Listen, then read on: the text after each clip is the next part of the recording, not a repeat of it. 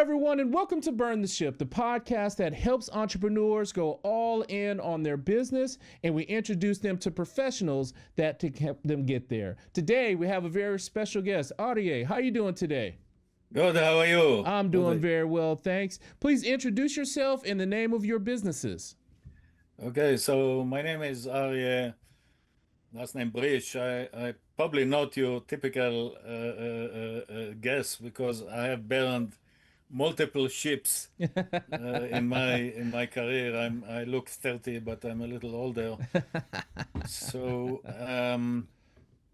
I started my career in high tech. Actually, when you burn a ship, this is funny but true. When you burn a ship, you need to at least make sure you can swim to the next destination. That's right. And so, back in high school, when I was in high school, my little hometown, everybody was playing soccer and basketball.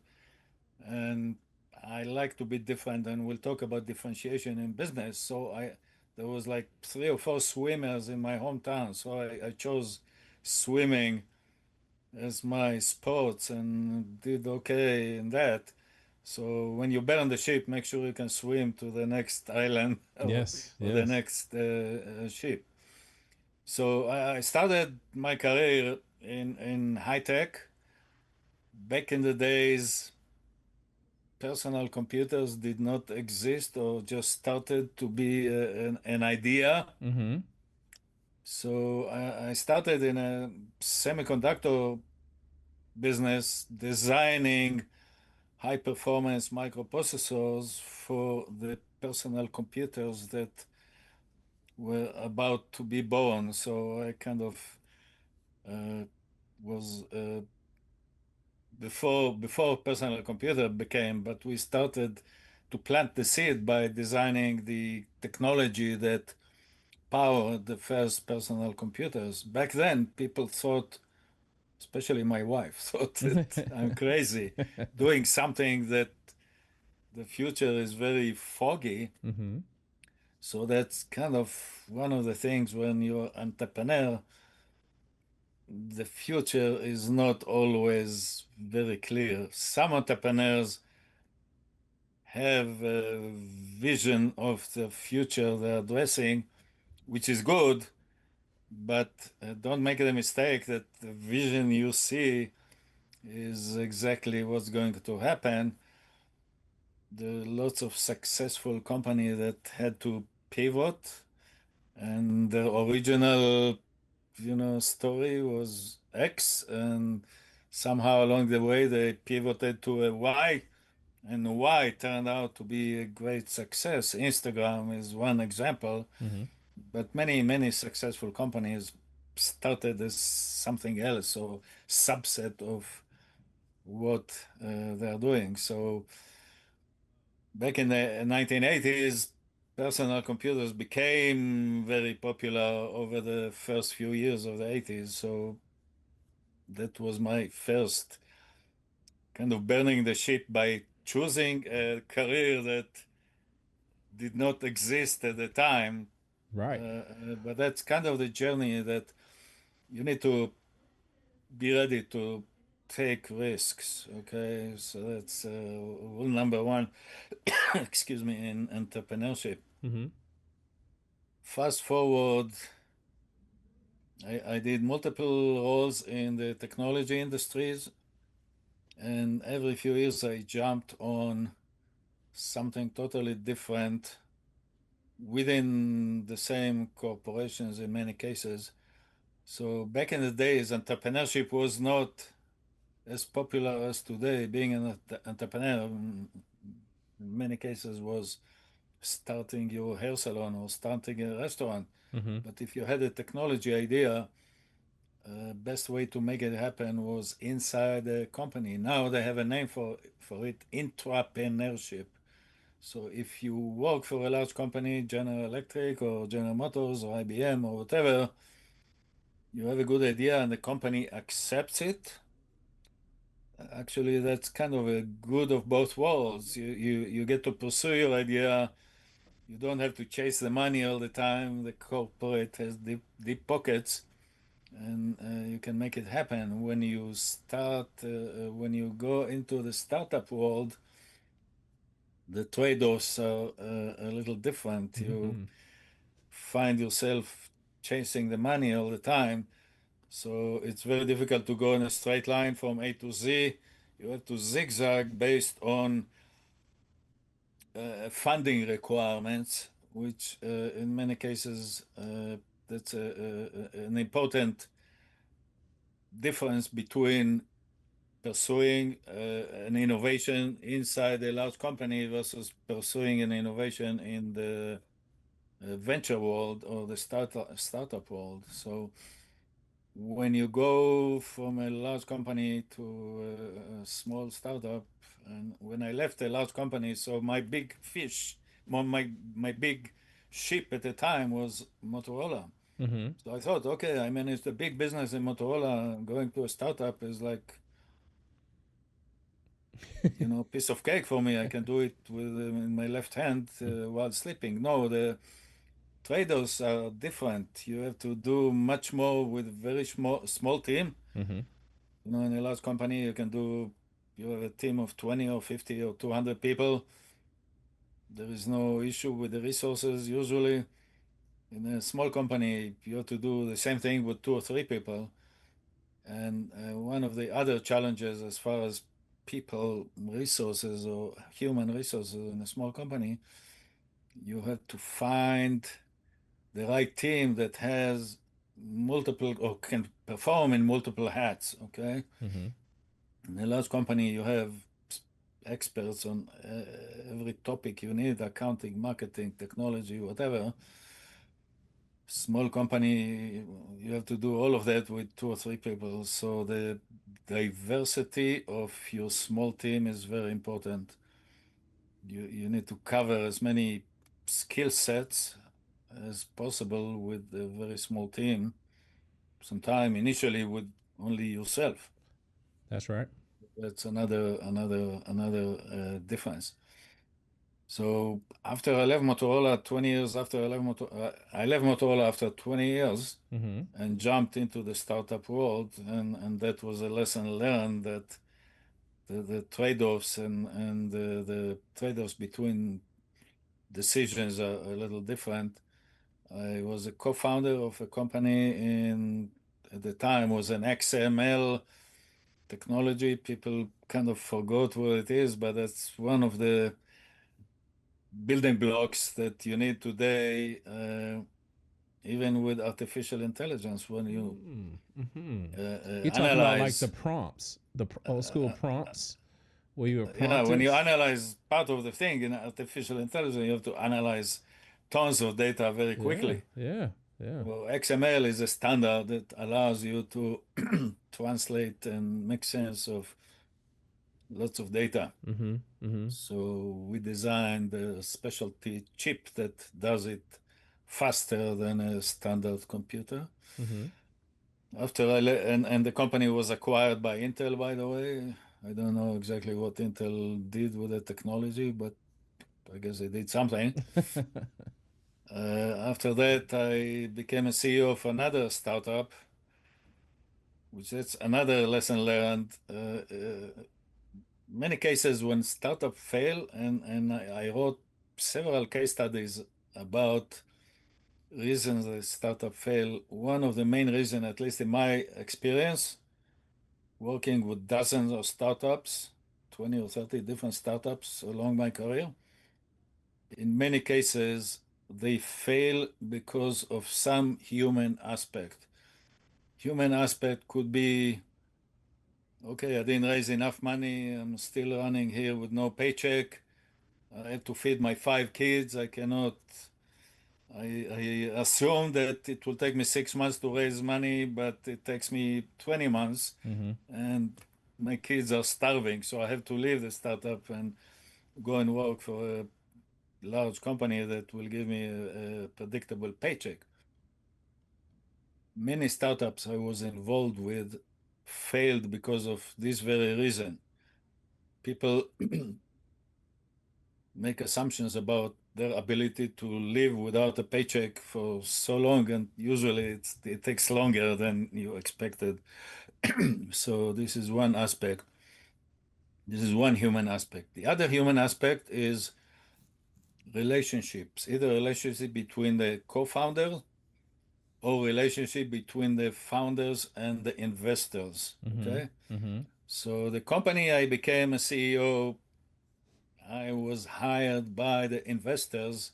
I was not one of the founders. I was hired by one of the investors to look after the founders because the relationship between the founders and the investors went south significantly. Mm-hmm. So I spent probably the first year in my job there fixing all the relationship crises in plural, crises in plural. Mm-hmm.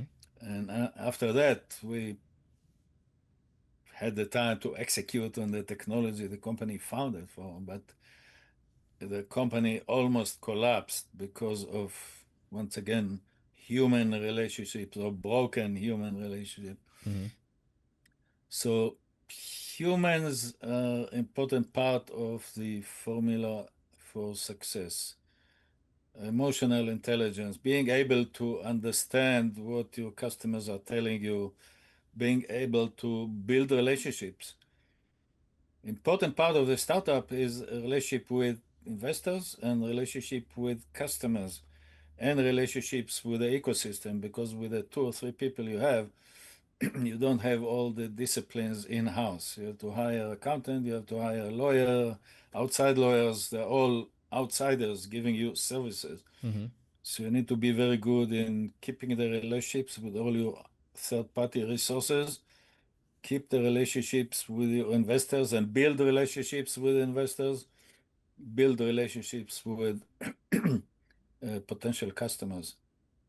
And that's very important. You know, you can have the best technology in the world, but if you call a customer and the customer doesn't take your call, the technology won't help you. Yeah, So, it sounds like, based off what you're sharing so far, communication is one of the key things that you have learned in your time in both the corporate world and with the startups. Would you say that's one of the most important things, is the communication? right, right. When you start as a young, fresh out, in my case, engineer, you think, okay, I'm engineering genius. That's what's important. But no, the human relationships are more important. Engineering, you can learn. Human relationship is something that you develop over time or comes natural if you're a natural, you know, human relations person. Mm-hmm. If not, you're learning how to be one the hard way.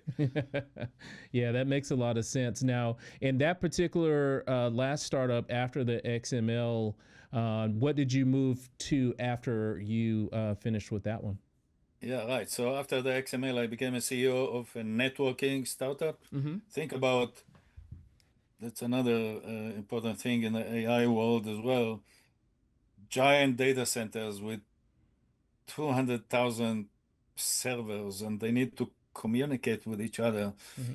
So the network inside the data center, that's kind of what my second startup was, that I was hired by the investors to manage.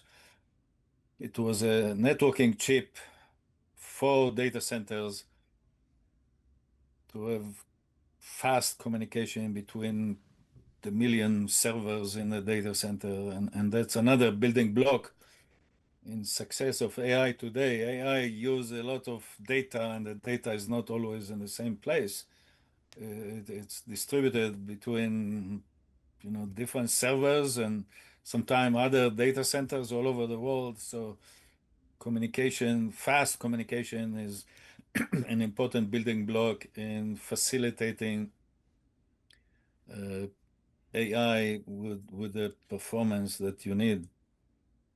Now, after you completed that particular startup, since because you said you had 15 to 20 different startups, Right. let's talk about a little bit more about what you have going now, I definitely want to ask you about the book that you wrote and try to learn a little bit more about what you're doing now. Tell us how you got to the book and what made you write your book.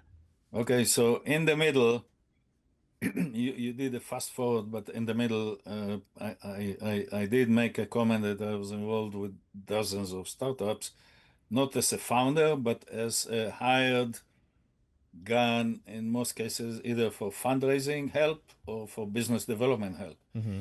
And that's where, you do a 3 months project or 6 month project or 2 years project helping a startup to get into the market. So that's where I developed tons of relationships that allowed me to call people and have them accept my call. That's a major obstacle if you just focus on the technology, but then you call people, nobody knows you. Mm-hmm.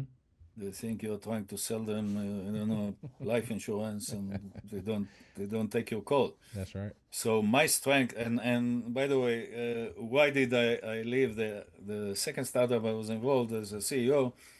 2008 came about, everything in technology collapsed.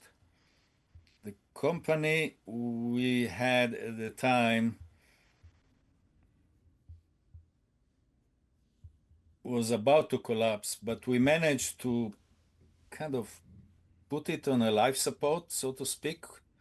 So we went down from 25 people to 3 people to keep the technology. In many cases, when you shut down a company, the intellectual property belongs to the investors. But if you don't have the people that knows, it's hard for the investor to pick up, all the files and restart the company. In our case, we did the right thing. We kept the company on a life support with 3 people until business picked up again and the recession ended, and these 3 people were able to restart the company or revive the company, hired more people, and the company, this was the only company in the space that survived for 20 years, Okay, nice. just because we had the 3 people that somehow managed to stay there and keep the knowledge in the human brain instead of somebody's folder. So that's another lesson learned. So after 2008, I was a hired gun to do business development for companies in every field you can think about, which is crazy because I grew up in technology, but then I started to do business in wind energy, solar energy, even electrical cigarettes. I had one client for electrical cigarettes. I had 2 clients in jewelry, cyber security, oil and gas, you name it. I had all these activities, and the most important thing in the success factor was the relationships I brought to the table. I was never an expert in cybersecurity. I was never an expert in oil and gas. Anything I did was based on the relationships I brought to the table, nothing about the technology of that company. Mm-hmm. So that's an important part of the startup, is to be able to identify what relationships you need for success, and either make sure that the one of the co-founders bring to the table these relationships, or hire somebody, like some of the startups hired me for the relationships I brought to the table.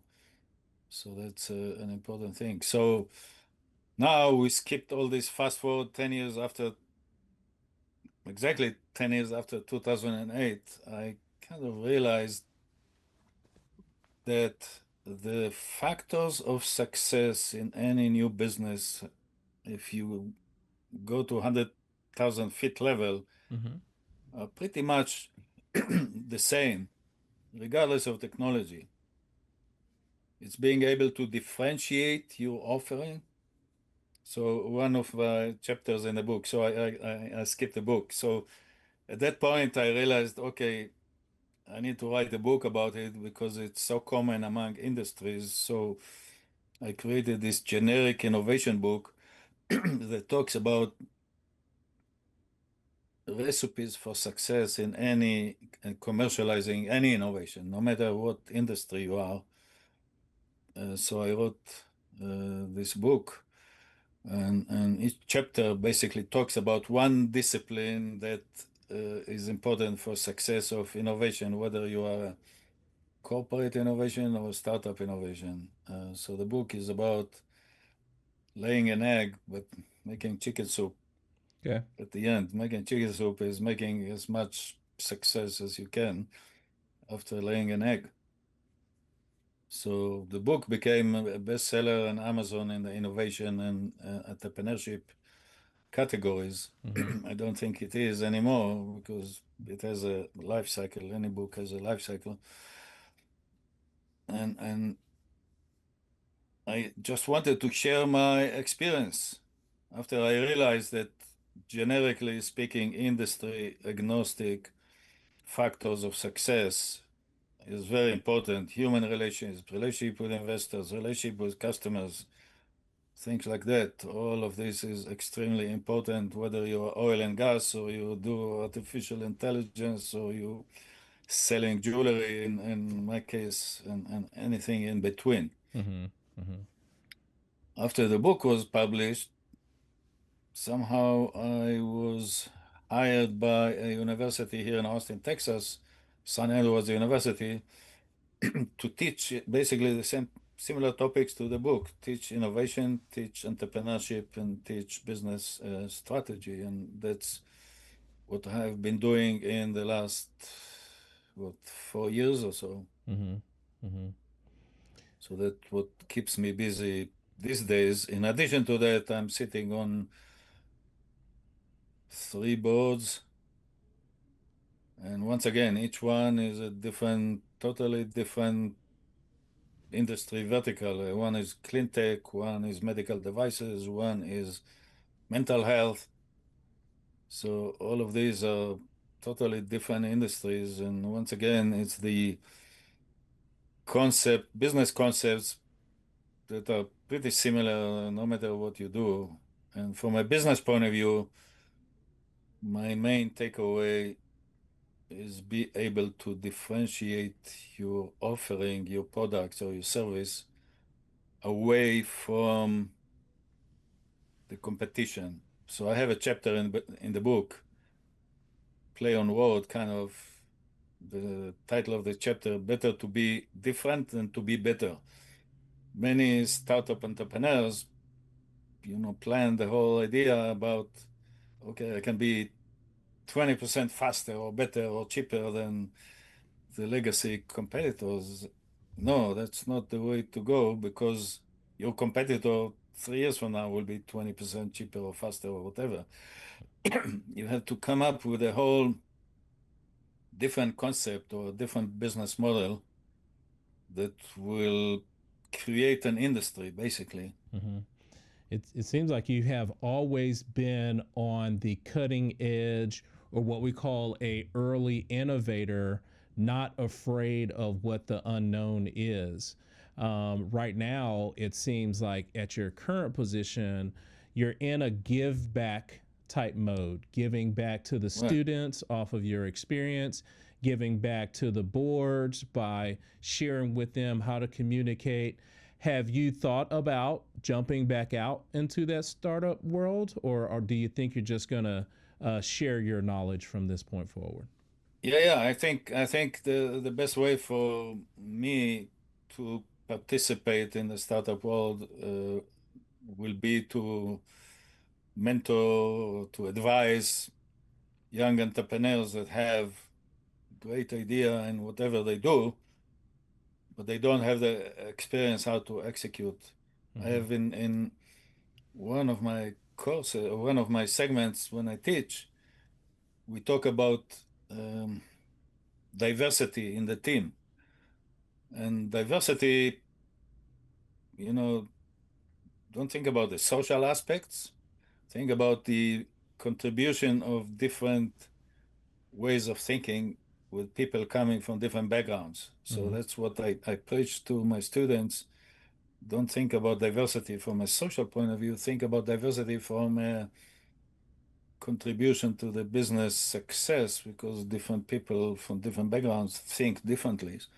So one of the examples is paper clips. Okay, hold on, I have some paper clips here. Can you see the paper clips? I can.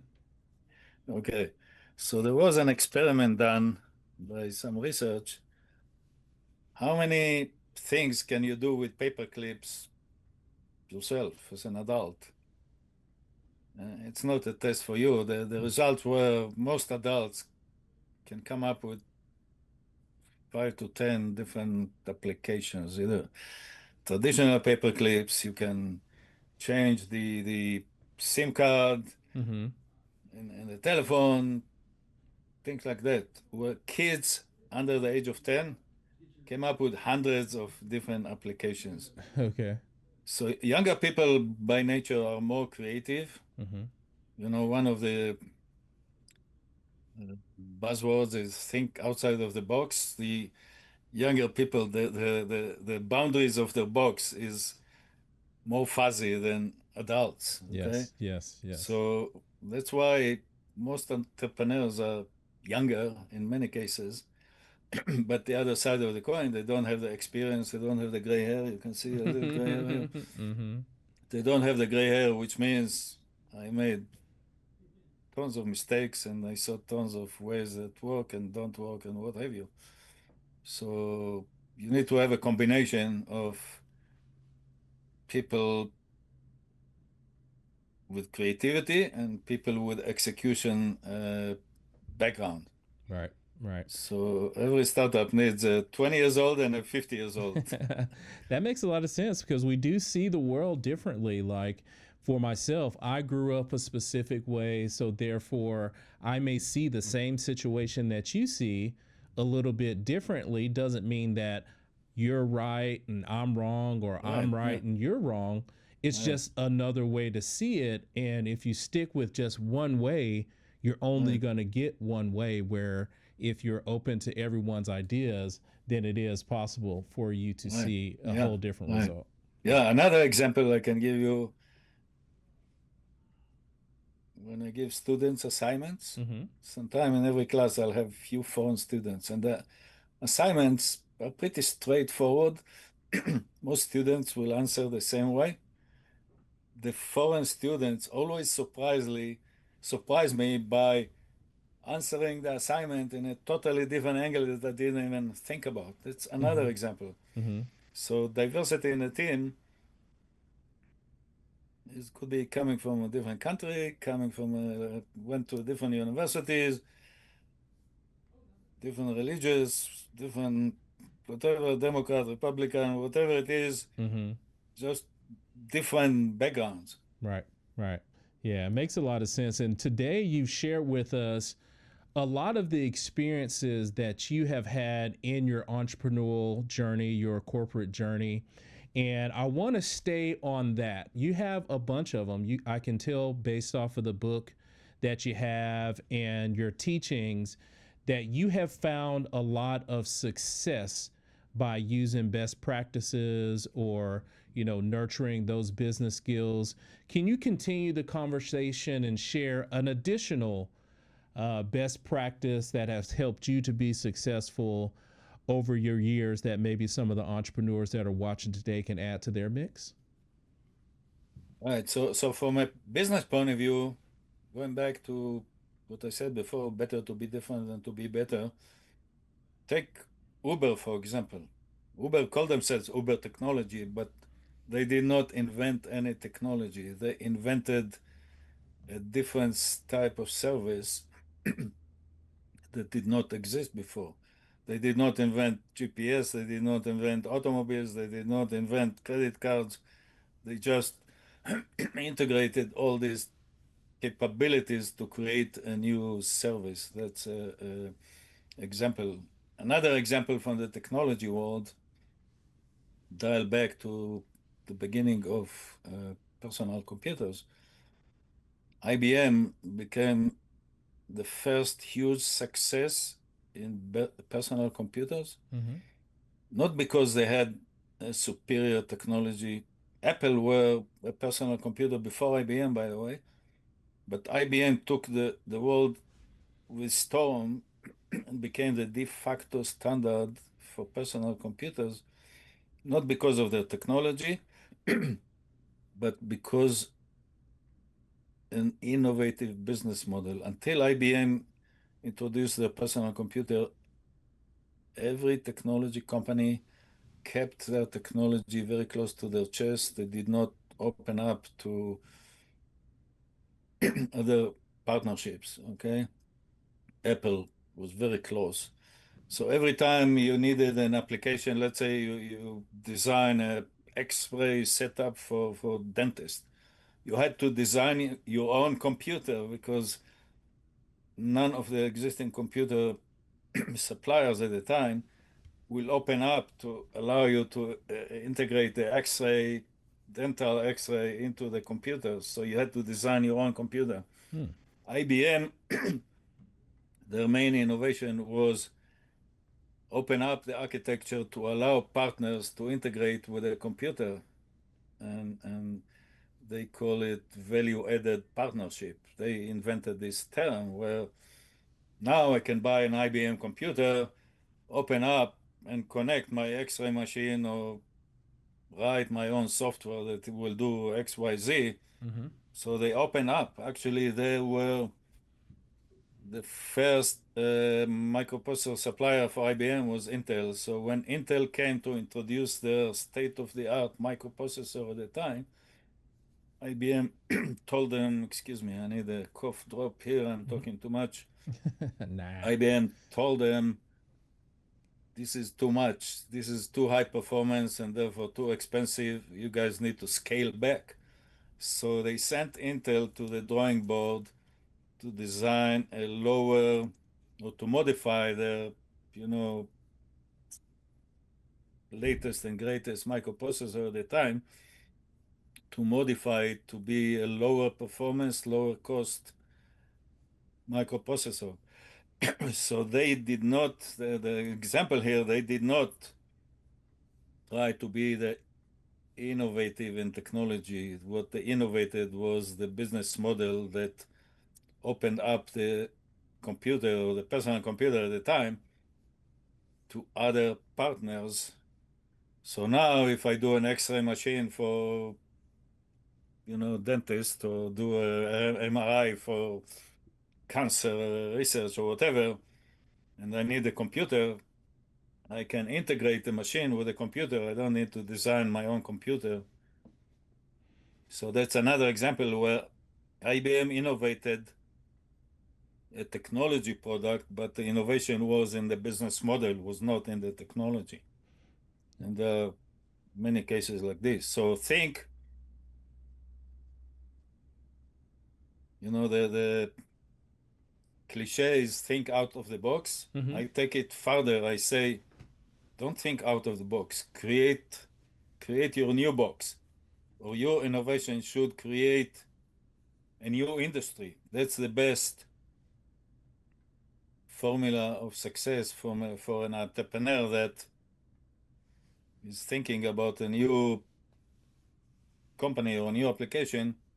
Create your own box. Don't even think about competition. Create your own box that you will be the only player. Eventually, other players will join. Tesla, for example. Tesla created their own box by being the only electrical vehicle back in the days. Now everybody has electrical vehicle, but Tesla was for several years the only electrical vehicle to go with. So they created their own box of electrical vehicle. Eventually, anytime you create a box and you're successful, other people will join. So, but at least you create a situation where you're a monopoly in your own box for at least several years. Yeah, it seems like you're saying it's okay to be an oddball, to get out there and do something that's different, that's new, because that's when you can earn the most, and people will eventually come, but it's okay to be out there first. Right. Yeah. It's better to be out there first, but make sure it's something that people need. That's the other part of the equation. Yeah. Because if you're out there and nobody needs it, You're out there on an island for no reason, huh? right, right. And the other thing, thinking about that on box and what have you, why would people buy that? Mm-hmm. That brings another thing I'm preaching for. Why did the early adopters of electrical vehicles pay Tesla, I don't remember, $150,000, $120,000 for a two-seater that can drive only 20 miles?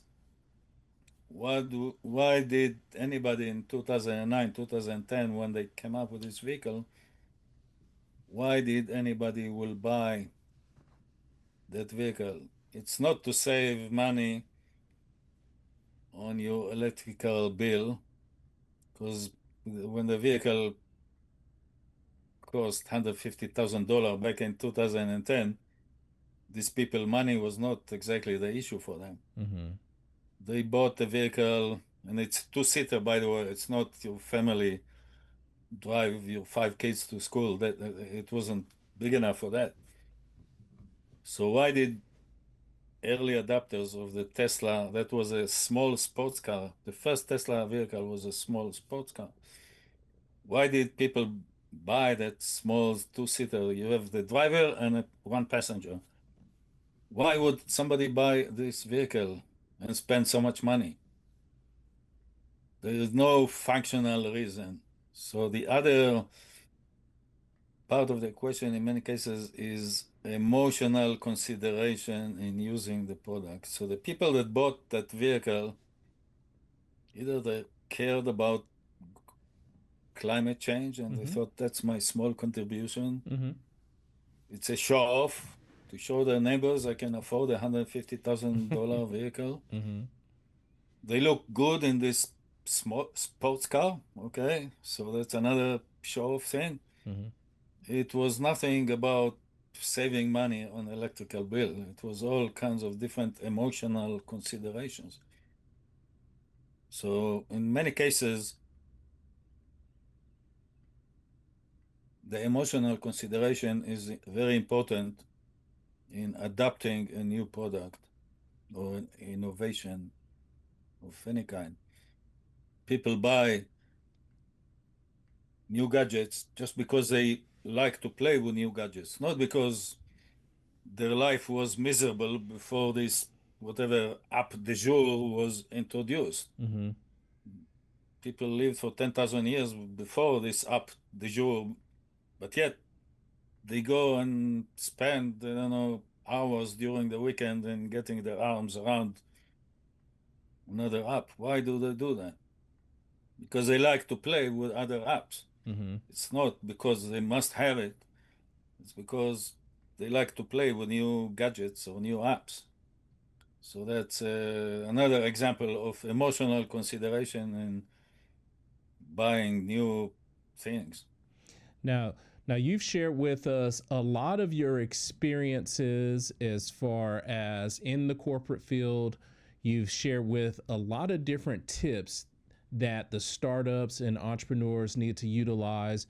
And I want to kind of turn the corner a little bit and talk about you personally, because, you know, we understand there's a lot of experience there. You have a true guide back there with lay an egg and then coming up with chicken soup. But we want to talk about you and what you would do. Let's just say that, again, the time is not an issue, money is not an issue. What is it that you would do with your time? That's a very good question. So, as I said before, I look 30, but I'm older. I could have retired 10 years ago, Mm-hmm. but I like what I do. So,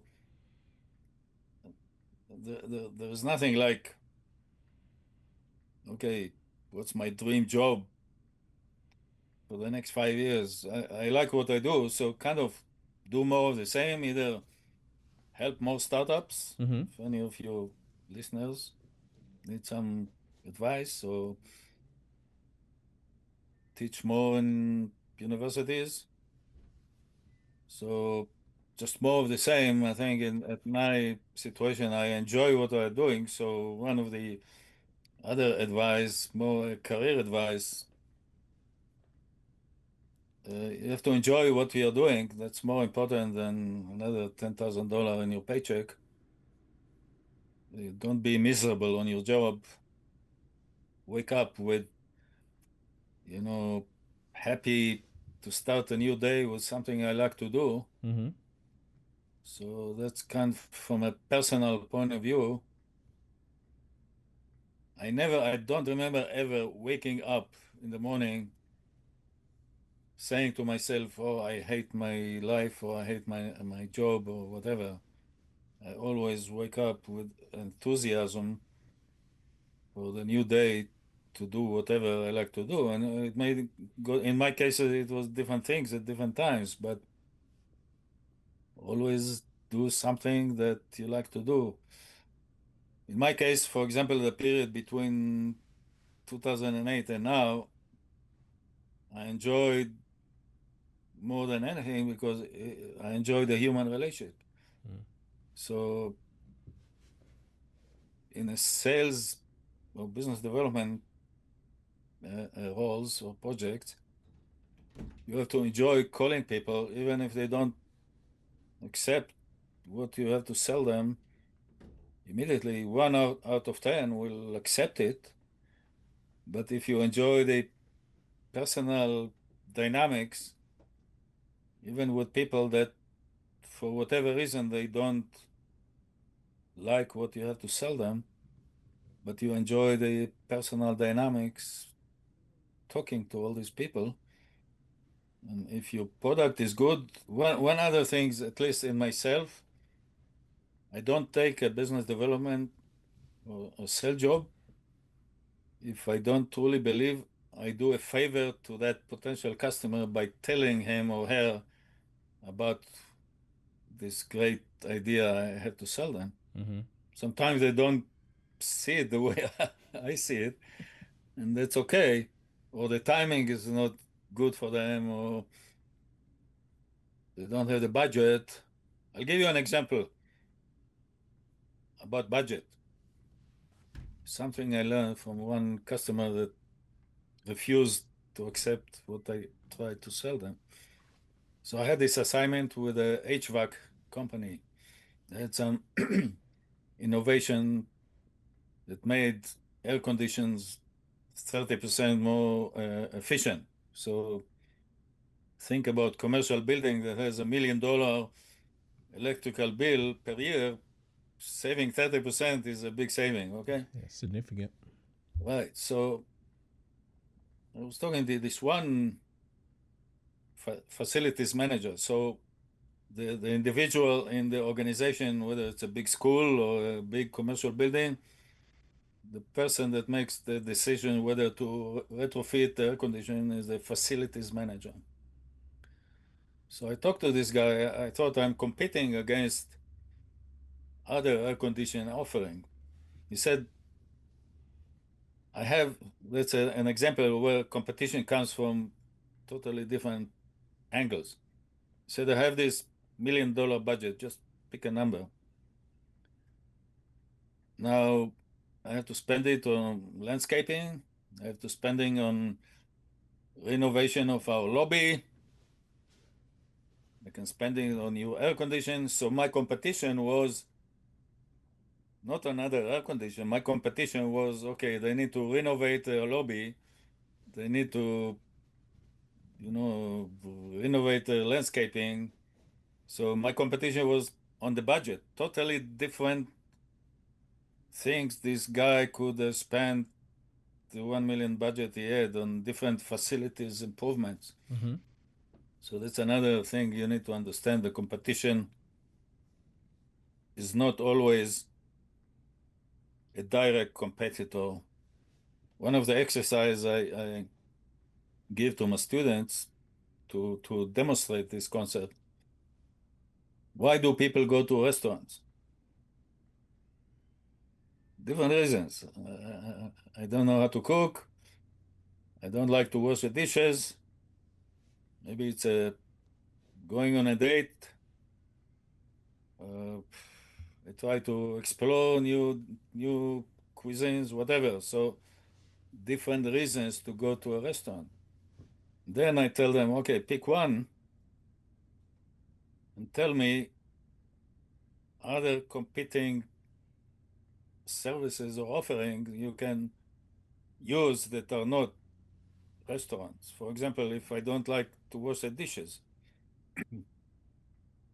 I can use disposable dishes at home, so I don't need to wash. I just throw it to the garbage. Or if I go to a restaurant as a dating thing, I can go to the movies on a date. I don't have to go to a restaurant. So all these things are non-restaurant competition of what you're trying to accomplish when you go to that restaurant.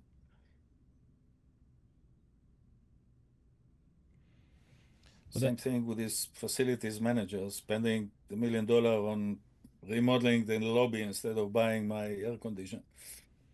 yeah, it's one of those things where, again, for yourself, you have so many examples of different small things that these business owners, these entrepreneurs, these startups can use from your experience, that gray hair that you talked about. I wonder if you share with us what would be the best way for them to get in contact with you if they had questions about your experience or the book, or how you can help them in the future. Okay, so I'm on LinkedIn. Mm-hmm. You can find me on LinkedIn. I don't know if your program will spell my name at some point. Mm-hmm.